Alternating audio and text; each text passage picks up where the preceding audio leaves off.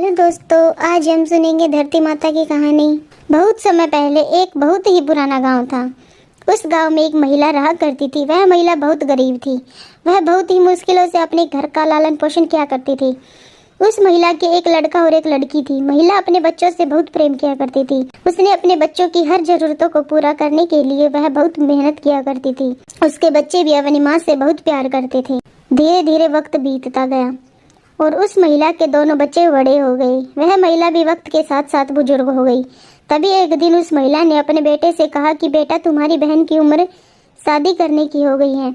अब तुम कोई अच्छा सा लड़का जिसका परिवार अच्छा हो ढूंढकर अपनी बहन का विवाह कर दो। पर एक बात याद रहे, वही एकदम तुम्हारी तरह हो। ऐसे तुम अपनी बहन को खूब प्यार करते हो, वह भी तुम्हारे जैसा होना चाहिए। उसी को अपनी बहन के लिए ढूंढ, और यह तुम मुझसे वादा करो कि तुम मेरे बताए हुए लड़के से ही अपनी बहन का विवाह करवाओगे। उस महिला के बेटे ने अपनी माँ से वादा किया कि मैं आपके बताए हुए हर एक चीज का पालन करूंगा। जिसके बाद वह लड़का अपनी बहन के लिए वर ढूंढने के लिए निकल पड़ा।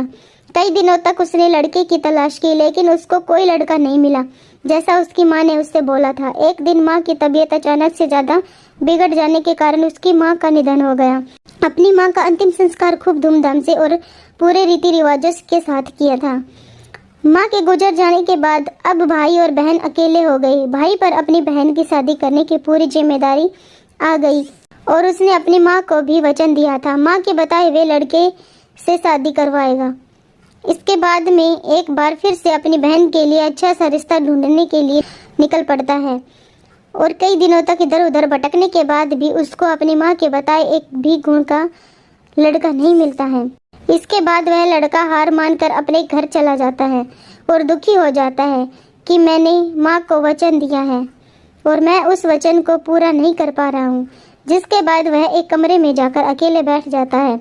तभी अचानक से उसके मन में एक ख्याल आता है कि क्यों ना मैं ही अपनी बहन से शादी कर लूँ, क्योंकि माँ ने बोला था मेरे जैसा लड़का ही होना चाहिए जो अपनी पत्नी से बहुत प्रेम करे, जिससे माँ को दिया हुआ वचन भी पूरा हो जाएगा और बहन की शादी भी हो जाएगी।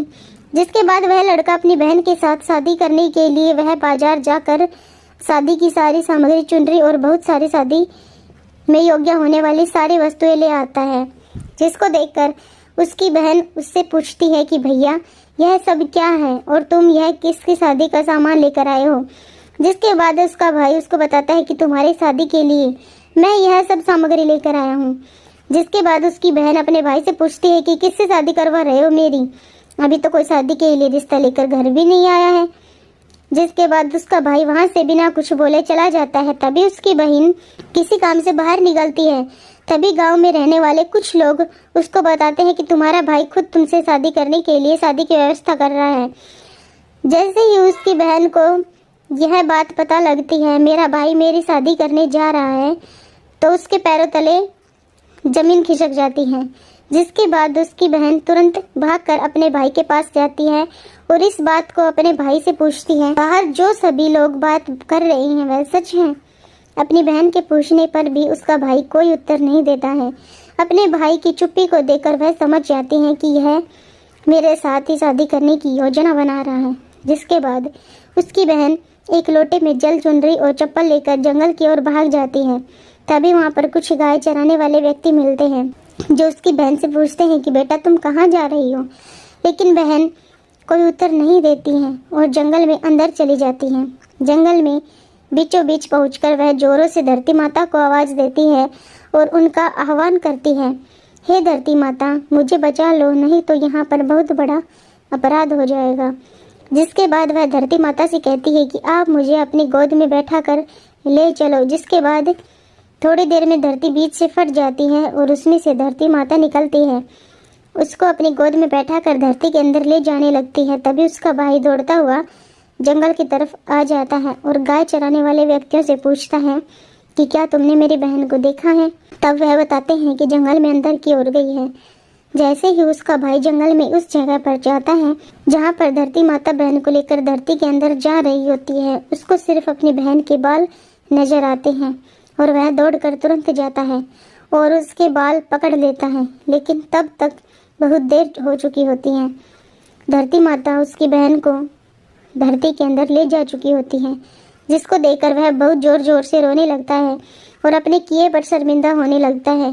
तभी उसका भाई चिल्ला चिल्ला करता है, मैं बहुत बड़ा अपराध करने जा रहा था, लेकिन मैंने अपने माँ के दिए हुए आदेश का ही पालन कर रहा था, लेकिन कोई फायदा नहीं होता है क्योंकि धरती माता तो उसकी बहन को ले जा चुकी होती है।